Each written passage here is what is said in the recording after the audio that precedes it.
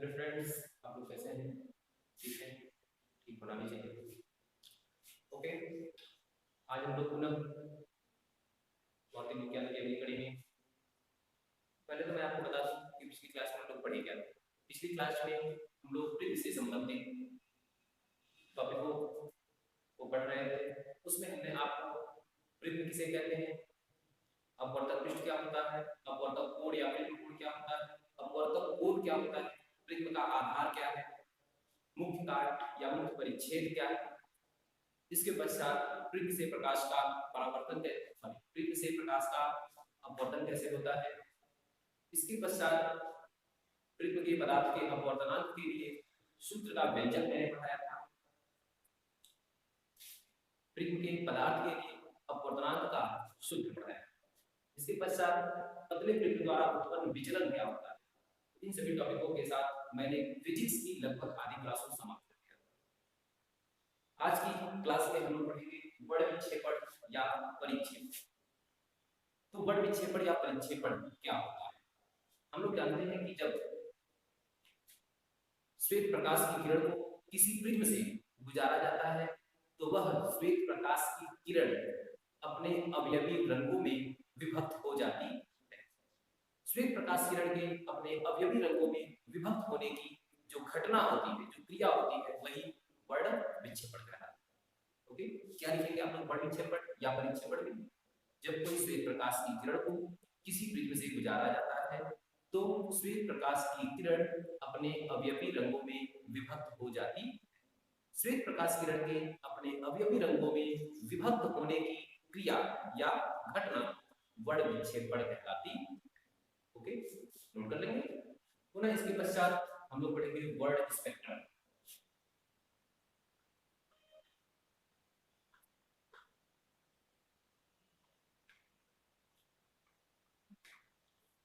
Word spectrum, इसमें भी कहा जाता है कि जब श्वेत प्रकाश की किरण को किसी प्रिज्म से गुजारा जाता है तो श्वेत प्रकाश की किरण अपने अवयवी रंगों, कितने रंगों में, 7 रंगों में विभक्त हो जाती है। श्वेत प्रकाश किरण के अपने अवयवी 7 रंगों में विभक्त होने का जो क्रम होता है वही वर्ड स्पेक्ट्रम का है।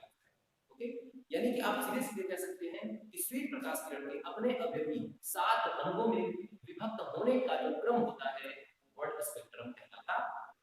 तो 7 रंगों का क्रम किस प्रकार होता है वही मैं आपको बता रहा हूं।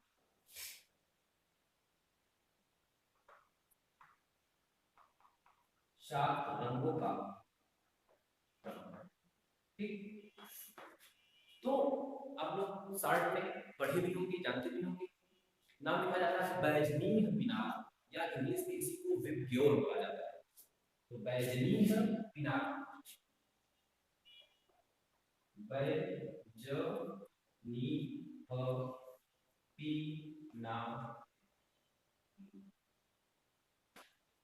बैजनीय मीनार, ठीक। और इसी को इंग्लिश में आप विब्ग्योर बोलते हैं। विब्ग्योर, VIBGYO। मैं अगर इनका फुल फॉर्म यानी कि इनको विस्तार से अगर आपको बताऊं तो विब्ग्योर VIBGYO।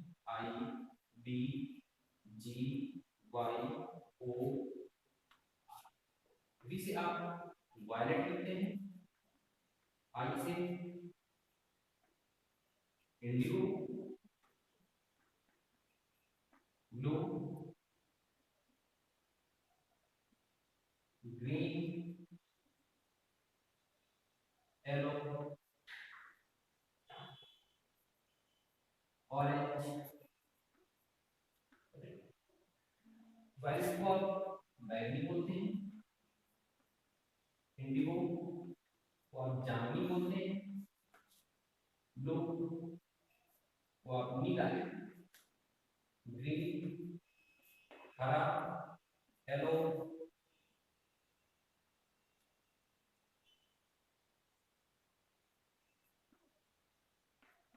पीला, ऑरेंज नारंगी, और ये जो रेड होता है ये लाल हो जाता है। तो इस तरीके से हिंदी शब्द के पहले अक्षरों को मिला बैजनीय बैंगनी किनारा जो लिखा जाता है, और इंग्लिश के शब्दों में पहला अक्षर V I B G वाले को विव। तो सात रंगों का जो यही क्रम है, यही वर्ण स्पेक्ट्रम। तो क्लियर हो गया होगा कि वर्ड विक्षेपण और वर्ड स्पेक्ट्रम। ओके, तो इसे आप नोट कर सकते हैं।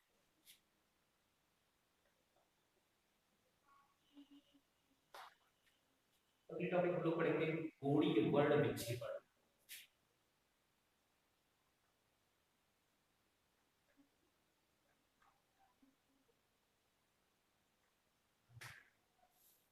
अब हम लोग प्रिज्म में से श्वेत प्रकाश को बुझाते हैं, ठीक है।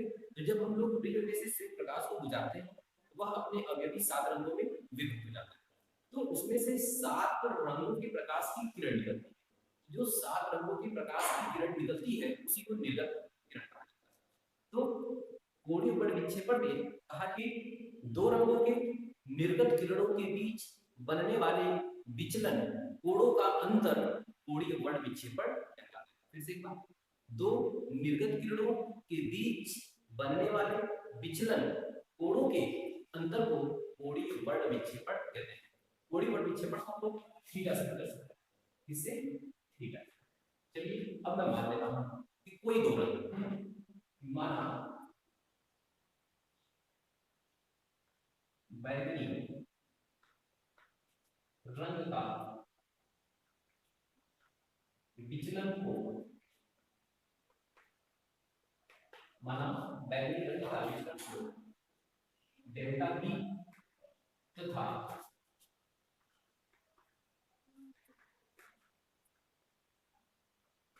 लाल रंग का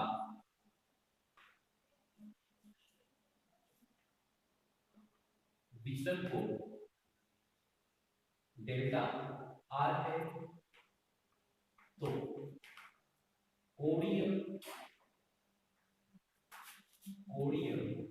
वर्ण विक्षेपण, कोणीय वर्ण विक्षेपण, कोणीय वर्ण विक्षेपण किससे दिखाते हैं?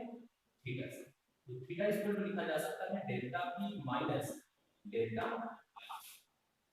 भाई डेल्टा पी बैंगनी रंग का विचलन को, डेल्टा आर लाल रंग का विचलन, दोनों का अंतर थीटा, और थीटा को कहते हैं कोणीय वर्ण विक्षेपण।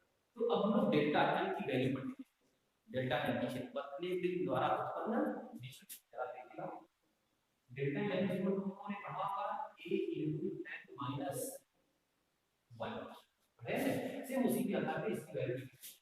तो थीटा इक्वल टू लिखा जा सकता है डेल्टा v के स्थान a into n, अभी जो अवकलन होगा ये बैंगनी रंग का होगा, तो n v माइनस ये बैंगनी रंग की हो गया माइनस a लाल रंग के लिए n r माइनस, दोनों में a दिख रहा है, a को कॉमन कर लेते हैं तो बचेगा क्या?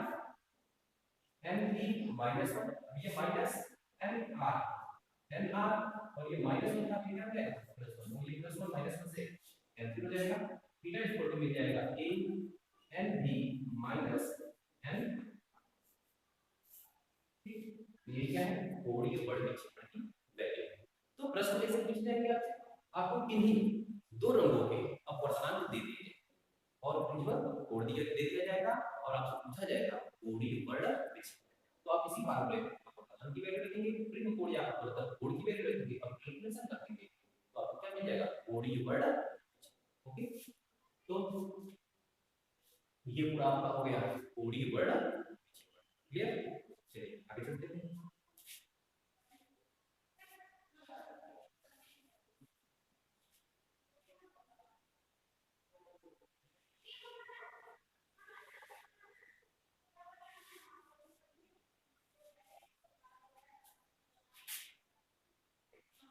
अगली टॉपिक होगी हम लोग की वर्ण विक्षेपण क्षमता।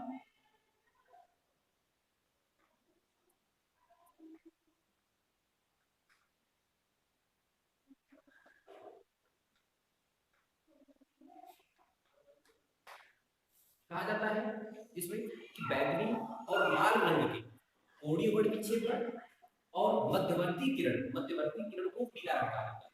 मध्यवर्ती किरण ब्रैकेट में आप लिखेंगे पीले रंग के विचलन कोण का जो अनुपात होता है वही वर्ण विक्षेपण क्षमता कहलाता है। फिर से कहा जाता है कि बैंगनी और लाल रंग के कोणीय वर्ण विक्षेपण तथा मध्यवर्ती किरण ब्रैकेट में पीले रंग के विचलन कोण का अनुपात वर्ण विक्षेपण क्षमता कहलाता है। वर्ण विक्षेपण क्षमता को ओमेगा से दर्शाते हैं, इसे लिखा है ओमेगा। ठीक, अगर देखिए अब इसमें मुझे मान नहीं लिखना क्योंकि आप जानते हैं बैगनी और लाल रंग का कोणीय वर्ण विक्षेपण नियम होने पीछे पड़ा, तो ओमेगा बराबर क्या है, यानी कि कोणीय सॉरी वर्ण विक्षेपण क्षमता, जिसको हम लोग ओमेगा कहते हैं, ओमेगा बराबर delta V minus delta R अपान डेल्टा Y। क्या हो गया, बैगनी रंग और लाल रंग का कोणीय वर्ण विक्षेपण हो गया। ठीक है, अपान के मध्यवर्ती किरण पीले रंग का अनुपात हो गया। ओमेगा इसको लिखा जा सकता है delta V minus delta R को हम लोगों ने पीछे सॉल्व किया, क्या मिला है A NV minus NR upon delta Y भी क्या लिखा जा सकता है A NY माइनस 1, ये से कैंसिल हो जाएगा, ओमेगा इक्वल टू आपको मिल जाएगा NV माइनस NR अपान NY माइनस 1। ओके, तो ये हो जाएगा वर्ण विक्षेपण क्षमता। अब इसमें प्रश्न कैसे पूछा जाएगा, अब आपको इन तीनों रंगों का अपवर्तनांक दे देगा। ठीक, तीनों रंगों का अपवर्तनांक दे देगा, आप फार्मूले में लेकर के वैल्यू रख दीजिए और आपको वर्ण विक्षेपण क्षमता कैलकुलेट। ठीक, तो इसे आप हो गया। अब अगली टॉपिक हम लोग पढ़ेंगे प्रकाश का प्रकीर्णन।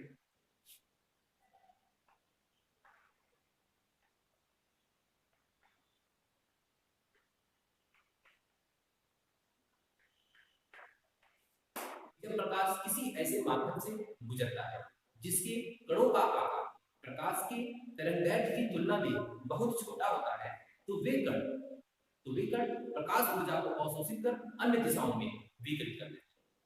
प्रकाश किरण की यही घटना प्रकाश का प्रकीर्णन है। या उसी को छोटे शब्दों में कहा जाता है कि माध्यम के कणों द्वारा प्रकाश ऊर्जा को अवशोषित कर अन्य दिशाओं में विकिरित करने की क्रिया प्रकाश का प्रकीर्णन कहलाती है।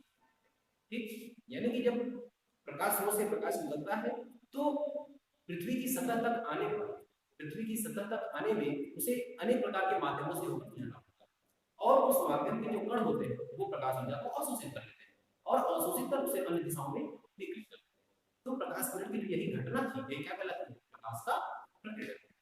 ओके, इसके पश्चात अब हम लोगों को पढ़ना है प्रकाश के प्रकीर्णन पर आधारित घटनाएं।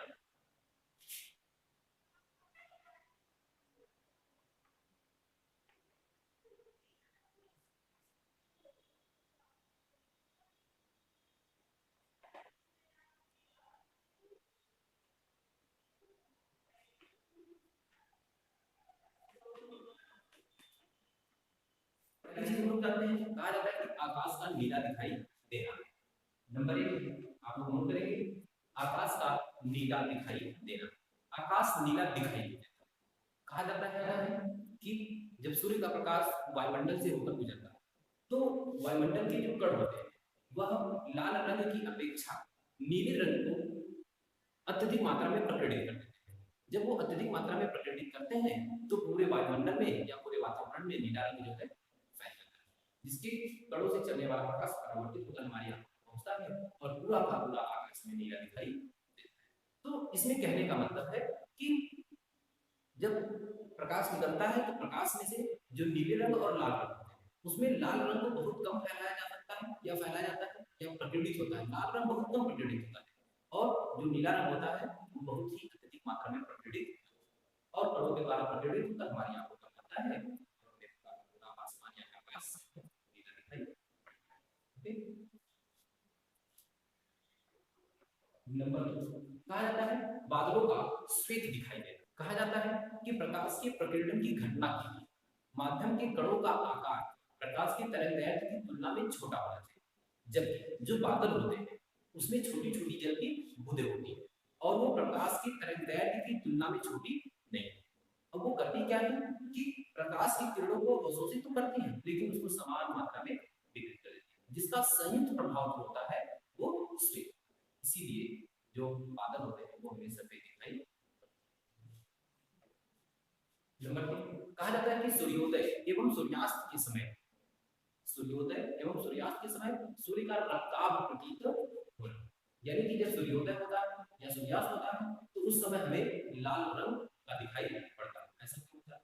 इसमें भी वही चीज है कि सूर्योदय एवं सूर्यास्त के समय जो सूर्य होता है वो हमसे क्षैतिज होता है, क्षैतिज दिशा में होता है। क्षैतिज दिशा में होने के कारण जब सूर्य हमारे सर के ऊपर होता है तो क्षैतिज दिशा में जब होता है उस समय सूर्य से चलने वाले प्रकाश को हमारे यहाँ तक आने में अत्यधिक दूरी तय करनी पड़ती है और इस अत्यधिक दूरी को तय करने के पश्चात माध्यम में कैसा होता है, नीचे शंकर होता है। अब इसमें जो सूर्य से निकलने वाली प्रकाश की किरणें होती है उसमें से निकलने वाला जो लाल और बैगनी रंग होता है, तो बैगनी रंग तो अत्यधिक मात्रा में प्रकटित हो जाता है, बैगनी रंग अत्यधिक मात्रा में प्रकटित हो जाता है और वो फैल जाता है, लेकिन अधिक तरंगदैर्घ्य का प्रकाश लाल रंग होने के कारण वो हमारे पास आता है। इसी के कारण सूर्योदय एवं सूर्यास्त के समय जो सूर्य होता है वो हमें रंगदार लाल रंग का दिखाई। ओके, अगले टॉपिक हम लोग पढ़ेंगे लॉर्ड रेले का प्रकीर्णन नियम।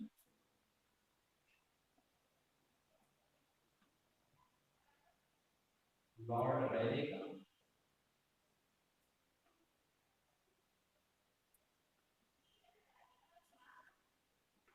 प्रकीर्णन कण द्वारा प्रकीर्णित प्रकाश की तीव्रता आई,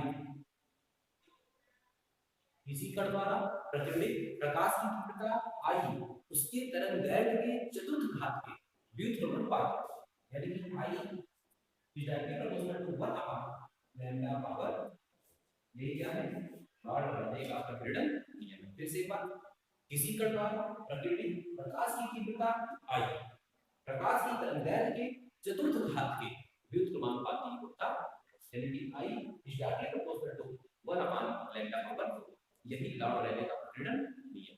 इसी नियम के आधार पर आकाश का रंग नीला दिखाई पड़ता है, इसकी व्याख्या।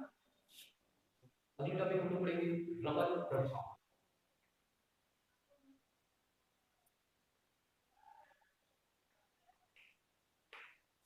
कहा जाता है कि जब किसी कार्बनिक द्रव जैसे बेंजीन पर तीव्र प्रकाश की किरण पुंज डालते हैं तो उससे प्रकीर्णित प्रकाश में आपतित प्रकाश की आवृत्ति, आपतित प्रकाश की आवृत्ति जिसे हम लोग न्यू से दिखाते हैं, ये न्यू की जो रेखा होती है उसे रेले की रेखा कहते हैं। और इसके अतिरिक्त इससे कम आवृत्ति की जो रेखाएं होती है, इससे कम आवृत्ति क्या होती है, जैसे न्यू ऑलरेडी है इसमें सब कुछ कम करते हैं, new minus nu one, nu minus new, फिर इसी प्रकार से आप आगे बढ़ते जाइए। तो इस तरीके की जो रेखाएं प्राप्त होती हैं इन्हें स्ट्रोक रेखाएं, स्ट्रोक रेखाएं तथा अधिक आप इससे अधिक आवृत्ति यानी कि न्यू से अधिक, nu plus nu one, nu plus nu two, इसी तरीके से बढ़ते हैं। तो इस तरीके की जो रेखाएं होती हैं इसे प्रति स्ट्रोक रेखाएं, और इन रेखाओं का जो क्रम प्राप्त होता है उसे रमन स्पेक्ट्रम कहते हैं। और इन्हीं रेखाओं के संयुक्त रूप, इन्हीं रेखाओं के संयुक्त रूप को रमन रेखा कहते हैं और इस प्रभाव को रमन प्रभाव।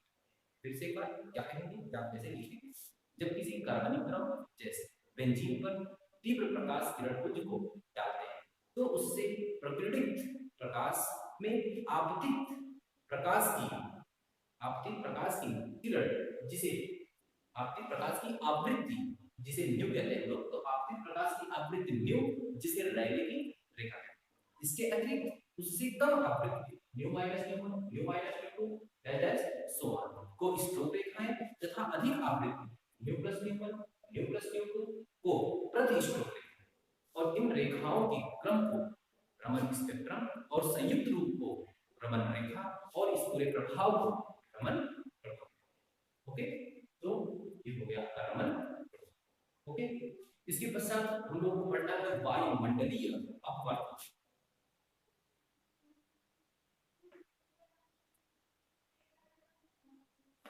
वायुमंडलीय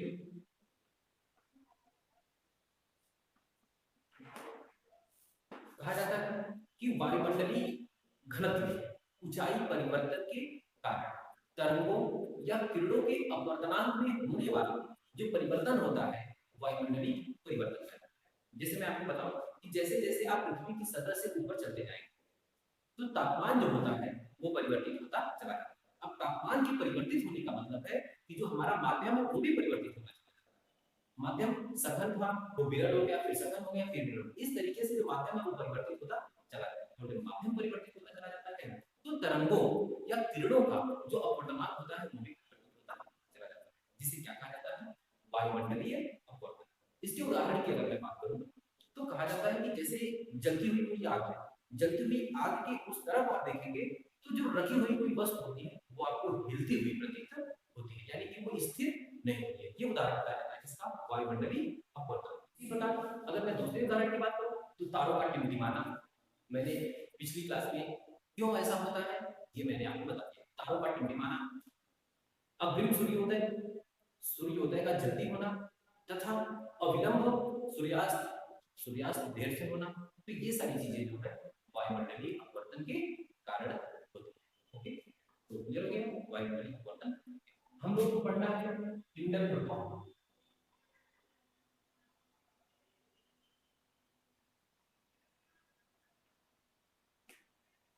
प्रकाश की किरण के पुंज का वायुमंडल में उपस्थित सूक्ष्म कणों द्वारा परावर्तित होकर दृश्य होना या दिखाई देना इंडल प्रभाव है।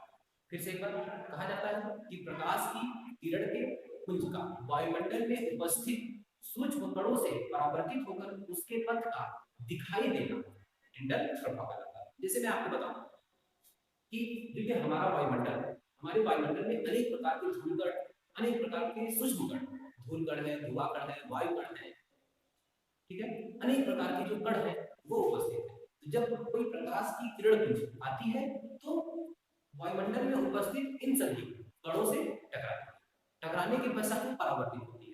परावर्तित जब होती है तो इन किरणों पुंजों का जो पथ होता है वो हमें दिखाई देने लगता है। परावर्तित होने के कारण ही हमें उनका पथ दिखाई देता है, जो क्या कहलाता है? इंडल प्रभाव। ठीक, अब इंडल प्रभाव के उदाहरण जैसे मैं बताऊं,